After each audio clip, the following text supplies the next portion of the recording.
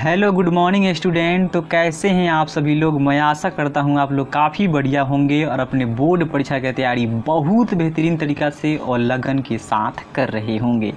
आज के इस नए वीडियो में हम लोग अध्ययन करेंगे साइंस का छठा चैप्टर यानी बायोलॉजी में छठा चैप्टर जैव प्रक्रम का दूसरा पार्ट। इससे पहले मैंने फर्स्ट पार्ट को आपको टॉपर नोट्स प्रोवाइड कर दिया है। मुझे आशा है कि आप सभी ने उसे स्क्रीनशॉट लेकर अपने कॉपी में नोट बना लिया होगा, जो सभी के सभी इम्पोर्टेंट नोट्स होने वाले हैं। ठीक, आज की इस वीडियो में हम लोग पढ़ेंगे 3-4 टॉपिक जो आने वाले आपके 2022 एग्जाम के लिए बहुत इम्पोर्टेंट होगा, जिससे ऑब्जेक्टिव और सब्जेक्टिव दोनों पूछे जाएंगे। यदि आप हमारे चैनल पर पहली बार विजिट कर रहे हैं तो चैनल को सब्सक्राइब कर सकते हैं अगर वीडियो पसंद आए तो। देखिए, सबसे पहले हम लोग समझते हैं इसमें पौधे द्वारा कार्बन डाइऑक्साइड गैस की प्राप्ति कैसे होती है और कैसे ये कार्य करते हैं। सबसे पहले आप सुने होंगे एस्टोमेटा यानी कि रंध्र जो होता है, रंध्र के द्वारा ही पौधे क्या करते हैं, गैसों का आदान प्रदान करते हैं। तो सबसे पहले आखिर क्रिया विधि क्या होता है और कैसे कार्य करता है, ये सभी के सभी जानेंगे। ये आपसे 2 नंबर के लिए पूछा जा सकता है कि पौधे द्वारा कार्बन डाइऑक्साइड की प्राप्ति कैसे करते हैं और इसका क्रिया विधि को लिखें। तो देखिए, हरे पत्ती के सतह पर सूक्ष्म छिद्र होते हैं जिसको हम लोग नहीं देख सकते हैं। ऐसे पत्ता देखिएगा तो एकदम रंगीन दिखेगा। रंगीन क्यों दिखता है भाई, तो उसमें क्लोरोफिल होता है, इसीलिए वो रंगीन दिखता है। तो हरे पत्ती के सतह पर सूक्ष्म छिद्र होते हैं। क्या होते हैं दोस्तों, सूक्ष्म छिद्र होते हैं। प्रकाश संश्लेषण के लिए गैसों का अधिकांश आदान प्रदान इन्हीं छिद्रों के द्वारा होता है। किनके द्वारा होता है, यानी जो भी हरे पत्ते हैं और हरे पत्ते के ऊपर जो भी एकदम छोटे छोटे एकदम सूक्ष्म छिद्र होते हैं, उन्हीं छिद्रों के द्वारा क्या होता है, गैसों का आदान प्रदान होता है। यानी कि कार्बन डाइऑक्साइड लेते हैं और ऑक्सीजन गैस को मुक्त करते हैं, जो लोग हम सांस के रूप में हम लोग ऑक्सीजन गैस का उपयोग करते हैं। तो इसी को हम लोग क्या बोलेंगे, एस्टोमेटा बोलेंगे। आपसे ये 2 नंबर के लिए पूछ सकता है कि आप एस्टोमेटा से क्या समझते हैं। तो आपको लिखना है कि हरे पत्तियों के सतह पर कुछ सूक्ष्म छिद्र होते हैं जो प्रकाश संश्लेषण के लिए गैसों का अधिकांश आदान प्रदान की क्रिया को कराते हैं। यानी कि कार्बन डाइऑक्साइड को लेते हैं और ऑक्सीजन को बाहर निकालते हैं। तो इसी छिद्र को हम लोग क्या बोलेंगे, एस्टोमेटा कहते हैं। इसे रंध्र छिद्र भी कहा जाता है। क्लियर है। मुझे आशा है कि आप सभी ने एस्टोमेटा को आसानी से समझेंगे कि गैसों का आदान प्रदान रंध्रों के अलावा और किस किस भाग से होता है पौधों में। तो देखिए, गैसों का आदान प्रदान पौधों में तने के द्वारा, जड़ के द्वारा और पत्तियों के सतह से भी होता है। किस किस से होता है, रंध्र से भी होता है और उसके तने से भी होते हैं और जड़ से भी होते हैं और पत्तियों के सतह से भी गैसों का आदान प्रदान होता है। ठीक, इन रंध्रों से पर्याप्त मात्रा में जल की भी हानि होती है। जो भी ये रंध्र हैं, इनसे पर्याप्त मात्रा में जल की हानि होती है। कब, देखिए कंडीशन है, अतः जब प्रकाश संश्लेषण के लिए कार्बन डाइऑक्साइड की आवश्यकता नहीं होता है तब पौधा इन छिद्रों को बंद कर लेते हैं। यानी कि यह छिद्र जो है, इन छिद्रों को बंद कर लेते हैं। ये द्वार कोशिकाओं का कार्य है, बंद होना और खुलना। ठीक, आगे हम समझिएगा तो समझ में आएगा। इसमें है कि इन छिद्रों का खुलना और बंद होना। अगला है इनमें इन छिद्रों का खुलना और बंद होना। यानी कि ये छिद्र का खुलना और बंद होना, ये किसका कार्य है, तो द्वार कोशिकाओं का कार्य है। आपसे पूछा जा सकता है कि प्रकाश संश्लेषण की क्रिया में पौधे के पत्ती में छिद्रों का खुलना और बंद होना किस कोशिका का कार्य है, तो द्वार कोशिका का कार्य है। द्वार कोशिका में जब जल अंदर जाता है तो क्या, वो फूल जाता है, यानी कि फैल जाता है। और जब जल बाहर निकलता है तो वो सिकुड़ जाता है, जिससे छिद्र क्या होता है, जिससे ये छिद्र है ये बंद हो जाता है। अंदर जाएगा तो फूलेगा और जब बाहर निकलेगा तो ये छिद्र क्या होता है, सिकुड़ जाता है। ठीक है, ये जो छोटे छोटे दिख रहे हैं ये बगल में, ये यही हरित लवक होते हैं जो प्रकाश संश्लेषण की क्रिया में सहायक होते हैं। इसमें सूक्ष्म जीवों में पोषण, आखिर सूक्ष्म जीवों में पोषण कैसे होता है, ये बहुत इंपॉर्टेंट टॉपिक है। सूक्ष्म जीवों में पोषण, इससे आपके बोर्ड परीक्षा में 2 नंबर के प्रश्न एक पूछा गया है कि सूक्ष्म जीव विसरण विधि के द्वारा अपना उत्सर्जन कैसे कर लेते हैं। तो देखिए, सबसे पहले मैं बता दूं कि सूक्ष्म जीव में क्या होता है कि केवल एक कोशिका होता है, जबकि बहुकोशिकीय जीव में बहुत सारे असंख्य कोशिकाएं होते हैं। ठीक है, तो सूक्ष्म जीव में क्या होता है कि सूक्ष्म जीव एक कोशिका का बना होता है और इसका पूरा शरीर वातावरण के संपर्क में रहता है, जिससे ये क्या करते हैं, विसरण विधि के द्वारा अपना पोषण करते हैं और पुनः जो भी अनपच भोजन रहता है उसको विसरण विधि के द्वारा उत्सर्जित कर देते हैं। और आपसे ये प्रश्न पूछेगा कि बहुकोशिकीय जीवों में विसरण विधि के द्वारा उत्सर्जन नहीं होता है, इसका क्या कारण है।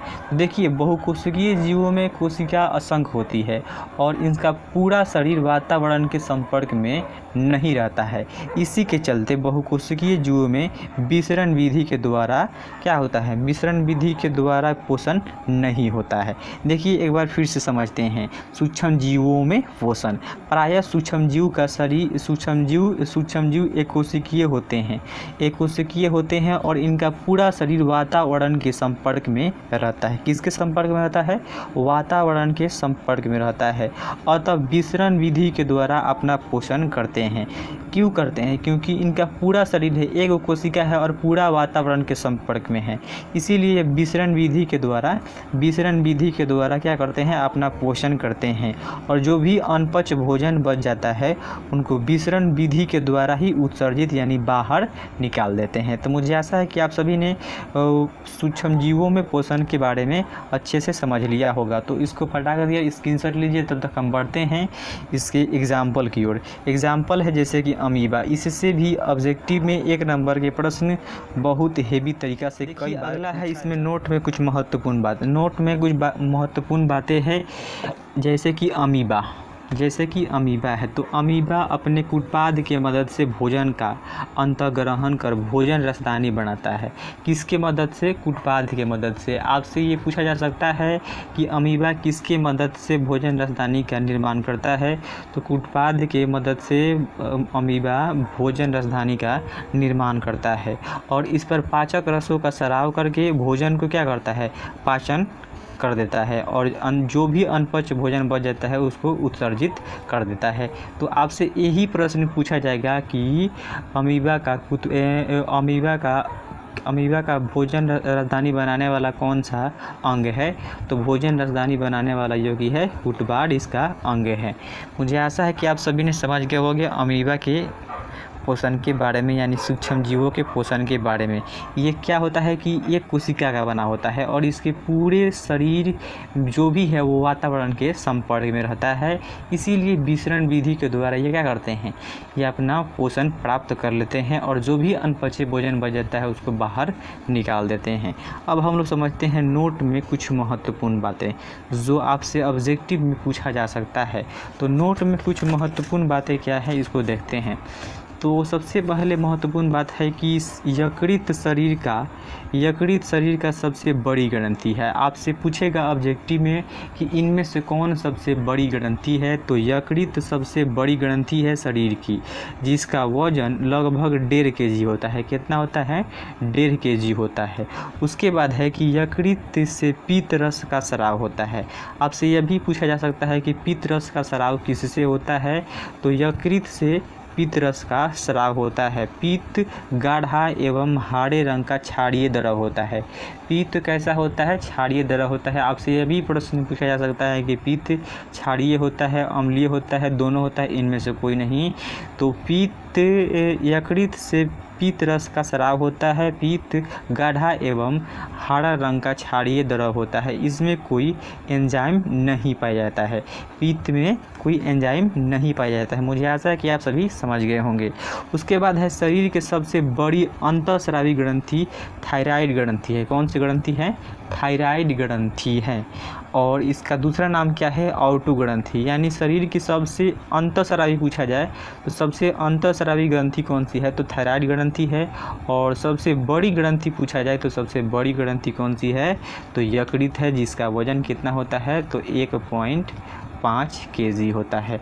अगला देखिए, अगला हम लोग देखते हैं कुछ इसमें अगला एरो मार्क का निशान दिया गया है कि अग्नाशय से आमाशय के ठीक नीचे एक ग्रहणी को घिरे पीले रंग का एक ग्रंथि होता है। अग्नाशय, आपसे अग्नाशय ग्रंथि पूछा जा सकता है कि अग्नाशय ग्रंथि से आप क्या समझते हैं, तो आपको ऐसे लिखना है, अग्नाशय आमाशय के ठीक नीचे तथा ग्रहणी को घिरे पीले रंग का एक ग्रंथि होता है। पीले रंग का एक ग्रंथि होता है जिसे अग्नाशय कहते हैं या अग्नाशय ग्रंथि कहते हैं।